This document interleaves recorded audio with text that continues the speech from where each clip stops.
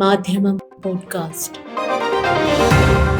മാധ്യമം എഡിറ്റോറിയൽ 2026 ഫെബ്രുവരി 7 ശനി. New start കരാർ അവസാനിക്കുന്നതോടെ വൻ ശക്തി ആണവായുധ രാജ്യങ്ങളെ നിയന്ത്രിക്കുന്ന മറ്റൊരു നിയമമില്ല എന്ന യാഥാർത്ഥ്യത്തിനു മുന്നിൽ പകച്ചു നിൽക്കുകയാണിപ്പോൾ ലോകമെന്ന് പറയുകയാണ് ഇന്നത്തെ എഡിറ്റോറിയൽ.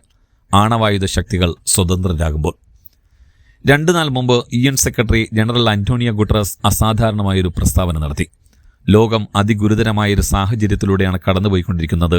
കഴിഞ്ഞ 50 വർഷത്തിനിടെ ഇതാദ്യമായി ആണവായുധങ്ങളെ നിയന്ത്രിക്കുന്ന ഉടമ്പടിയില്ലാത്തൊരു ലോകത്തെയാണ് നാം അഭിമുഖീകരിച്ചുകൊണ്ടിരിക്കുന്നത്. ആണവായുധം ഉപയോഗിക്കപ്പെടാനുള്ള സാധ്യത ഏറ്റവും ഉയർന്നു നിൽക്കുന്ന സന്ദർഭമാണിത്. ലോകത്തെ 80% ആണവായുധങ്ങളും കൈവശം വച്ചിരിക്കുന്ന രാജ്യങ്ങളായ റഷ്യയും US തമ്മിൽ ആണവായുധ നിർവ്യാപനത്തിനായി ഒപ്പിട്ട അവസാനത്തെ ഉടമ്പടിയുടെ കാലാവധി ഫെബ്രുവരി 4 അവസാനിച്ചപ്പോഴായിരുന്നു ഗുട്ടറസ് ലോകത്തോട് ആശങ്ക പങ്കുവച്ചത്. 2011 ഫെബ്രുവരി 5 ചെക്ക് റിപ്പബ്ലിക്കിലെ പ്രാഗിൽ അന്നത്തെ US പ്രസിഡന്റ് ബറാക് ഒബാമയും റഷ്യൻ പ്രസിഡന്റ് ദിമിത്രി മെദ്വദേവും ഒപ്പുവെച്ച കരാറിന്റെ കാര്യമാണ് UN സെക്രട്ടറി ജനറൽ സൂചിപ്പിച്ചത്. ന്യൂ സ്റ്റാർട്ട് അഥവാ the strategic arms reduction treaty എന്നറിയപ്പെടുന്ന ഈ ഉടമ്പടി പ്രകാരം ഇരു രാജ്യങ്ങളും തങ്ങളുടെ ആണവായുധങ്ങൾ അടക്കം എണ്ണത്തിലും വിന്യാസത്തിലും നിയന്ത്രണം ഏർപ്പെടുത്താൻ തീരുമാനിച്ചു. അതുപ്രകാരം വിന്യസിക്കാവുന്ന ആയുധങ്ങളുടെ എണ്ണം 1550 മിസൈൽ, ബോംബേറുകൾ എന്നിവയുടെ എണ്ണം 700 നിജപ്പെടുത്താൻ തീരുമാനിച്ചു. കരാർ കാലാവധി കഴിഞ്ഞതോടെ ആയുധ നിർമ്മാണത്തിലും വിന്യാസത്തിലും നിയന്ത്രണമില്ലെന്ന് വന്നിരിക്കുന്നു. 1970 ആണവ നിർവ്യാപന കരാർ പ്രാബല്യത്തിൽ വന്ന ശേഷം ഒരുപക്ഷെ ഇതാദ്യമായിട്ടാകും ഇത്തരമൊരു സാഹചര്യം. ഈ രാഷ്ട്രീയത്തെ നിയന്ത്രിക്കുന്നത് ഉന്മാദികളായ ഭരണാധികാരികളും. ഈ സാഹചര്യം സൃഷ്ടിച്ച സങ്കീർണതകളാണ് ഗുട്ടറസിന്റെ വാക്കുകളിൽ പ്രതിഫലിക്കുന്നത്. 1991 US റഷ്യയും തമ്മിൽ സ്റ്റാർട്ട് എന്ന ആണവ നിർവ്യാപന കരാർ ഒപ്പുവെച്ചിരുന്നു. ആണവായുധങ്ങളുടെ എണ്ണം 6000 പരിമിതപ്പെടുത്താനുള്ള കരാറായിരുന്നു അത്. 1970 ആണവ നിർവ്യാപന കരാറിന്റെ തുടർച്ചയായി ഇതിനെ കണക്കാക്കാം. ആണവോർജ്ജം ആയുധ നിർമ്മാണങ്ങൾക്ക് പകരം ഊർജ്ജോൽപാദനത്തിനും മറ്റുമായി പരിമിതപ്പെടുക എന്ന ലക്ഷ്യത്തിന്റെ ഭാഗമായിട്ടായിരുന്നു അത്.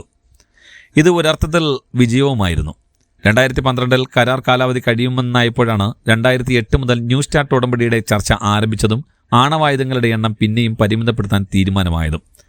2018 വരെ ഇരു രാജ്യങ്ങളും കരാർ കൃത്യമായി പാലിച്ചുവെന്ന് പറയാം. എന്നാൽ അതിനുശേഷം കാര്യങ്ങളാകെ മാറി. 2017 കരാർ നീട്ടാനുള്ള റഷ്യൻ പ്രസിഡന്റ് വ്ളാദിമിർ പുടിന്റെ നിർദ്ദേശം US പ്രസിഡന്റ് ഡൊണാൾഡ് ട്രംപ് തള്ളിയതോടെയാണ് കരാർ അസ്തമിച്ചു തുടങ്ങിയത് എന്ന് നിരീക്ഷിക്കുന്നവരുണ്ട്. 1987 സോവിയറ്റ് യൂണിയനുമായി US ഒപ്പുവെച്ച മധ്യദൂര ആണവായുധ നിയന്ത്രണ കരാറിൽ നിന്ന് പിന്മാറുന്നതായി ട്രംപ് പ്രഖ്യാപിച്ചതും ഏതാണ്ട് ഇതേ സമയത്താണ്. ട്രംപിന് ശേഷം ബൈഡൻ അധികാരത്തിൽ വന്നപ്പോൾ ചില മാറ്റങ്ങളൊക്കെ പ്രകടമായി. ന്യൂ സ്റ്റാർട്ട് കരാർ നീട്ടുന്നതുമായി ബന്ധപ്പെട്ട ചില ചർച്ചകളൊക്കെ നടന്നു. എന്നാൽ യുക്രൈനുമായുള്ള യുദ്ധം ആരംഭിച്ചതോടെ എല്ലാം തകിടം മറിഞ്ഞു. 2023 ഫെബ്രുവരിയിൽ തങ്ങളുടെ ആണവായുധ ശേഖരങ്ങൾ പരിശോധിക്കുമെന്ന US നാറ്റോ പ്രഖ്യാപനത്തിൽ പ്രതിഷേധിച്ച് ന്യൂ സ്റ്റാർട്ട് കരാറിൽ നിന്ന് പിൻവാങ്ങുന്നുവെന്ന് പുടിൻ പ്രസ്താവിച്ചു. ഏതാനും മാസങ്ങൾക്ക് മുമ്പ് പുടിൻ ഇക്കാര്യത്തിൽ മനമാറ്റമുണ്ടായോ എന്ന് കരുതണം.